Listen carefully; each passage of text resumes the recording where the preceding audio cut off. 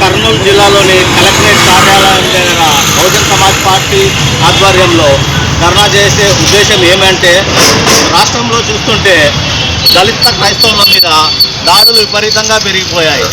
ఈరోజు చూస్తే సుప్రీంకోర్టు వారు ఆ పాస్టర్ గారు వేసినటువంటి కేసులో ఏమని తీర్పిచ్చిందంటే, దళిత క్రైస్తవులని ఎస్సీలుగా పరిగణించడం జరగదు అనే విధంగా ఇచ్చినటువంటి సుప్రీంకోర్టు తీర్పుని మేము బహుజన్ సమాజ్ పార్టీ తరఫున తీవ్రంగా వ్యతిరేకిస్తూ ఉన్నాము.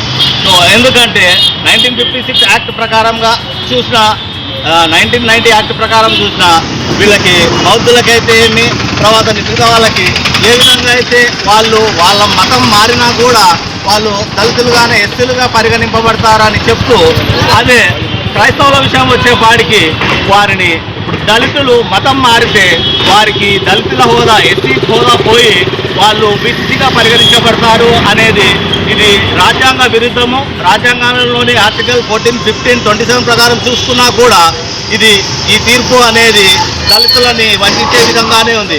ఇప్పుడు చూస్తే మిత్రులారా, ఆకవీడు మండలంలోని ఆ పెదపాడు గ్రామంలో మన అసెంబ్లీ స్పీకర్గా కొనసాగుతున్నటువంటి రఘురామకృష్ణంరాజు గారు ఆ శ్రీరామనవమి నాడు బలవంతంగా అక్కడ ఉన్న ప్రజలకి ఏ విధమైన ఆసక్తి లేకున్నా కూడా అక్కడికి వెళ్ళి అంకాలమ్మ గుడిని, ఆ పాతబడినటువంటి అంకాలమ్మ గుడిని, ఇది శ్రీరాముల వారి గుడి అని అక్కడ విగ్రహం తెచ్చి పెట్టడం జరిగింది.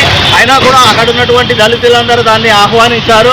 కానీ ఆ పండుగ నాడు ఇతను మత కలహాలు లేపాలనే ఉద్దేశంతోనే ఈ స్పీకర్గా ఉన్నటువంటి రఘురామకృష్ణన్ గారు అక్కడికి వెళ్ళి ఆ దళితుల మీద అక్కడ రెచ్చగొట్టే విధంగా ప్రయత్నం చేయడం జరిగింది. అదేవిధంగా కాకుండా వీళ్ళు వెళ్ళి రెచ్చగొట్టినా కూడా అక్కడ ఉన్నటువంటి దళితుల మీదనే 43 మంది మీద అక్రమంగా కేసులు పెట్టడం జరిగింది. మేము వెంటనే ప్రభుత్వాన్ని ఈ అక్రమ కేసులు పెట్టినటువంటి ఈ దళితుల మీద ఉన్నటువంటి 43 మంది మీద పెట్టినటువంటి ఆ కేసులను వెంటనే ఉపసంహరించుకోవాలని బహుజన్ సమాజ్ పార్టీగా మేము వారిని ప్రభుత్వాన్ని కోరుతా ఉన్నాము. మిత్రులారా, ఇక చూస్తే దళిత సోదరులందరికీ నేను తెలియజేయడం జరుగుతూ ఉంది. ఎస్సీ, ఎస్టీ, బీసీ మైనార్టీలందరూ విఘ్నతతో ఆలోచించాల్సిన అవసరం వచ్చింది. బహుజన్ సమాజ్ పార్టీ వ్యవస్థాపకులు మాన్యవారు కాంశీరామ్ గారు ముందే చెప్పారు మనకి.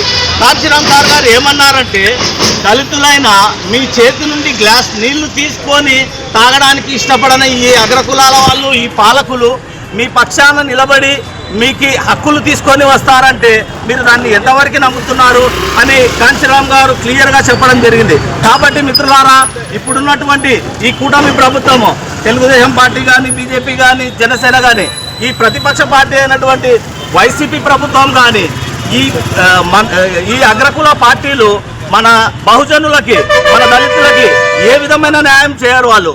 వాళ్ళకి కేవలం కావాల్సింది మన దళిత క్రైస్తవుల ఓట్లు మాత్రమే వాళ్ళు దండుకుంటారు. కానీ మనకు కావాల్సిన యోగక్షేమాలు ఏవి కూడా చేయరనేది మీరు ఆలోచించి రాబోయే కాలంలో దళిత క్రైస్తవులందరూ కలిసి ఏకమై ప్రభుత్వానికి బుద్ధి చెప్పే విధంగా చర్యలు తీసుకోవాలని కోరుతూ బహుజన్ సమాజ్ పార్టీ తరఫున మీకందరికీ విజ్ఞప్తి చేస్తున్నాను. నా పేరు గాడి అరుణ్ కుమార్, కర్నూలు జిల్లా ఇన్ఛార్జ్. వర్ధిల్లాలి బహుజన్ సమాజ్ పార్టీ, వర్ధిల్లాలి బహుజన్ సమాజ్ పార్టీ. జై భీమ్, జై భీమ్, జై భీమ్. బర్తరఫ్ చేయాలి రఘురామకృష్ణంరాజుని, బర్తరఫ్ చేయాలి రఘురామకృష్ణంరాజుని. రాష్ట్రంలో మత కలహాలు సృష్టిస్తున్న రఘురామకృష్ణంరాజుని బర్తరఫ్ చేయాలి రఘురామకృష్ణంరాజుని. జై భీమ్.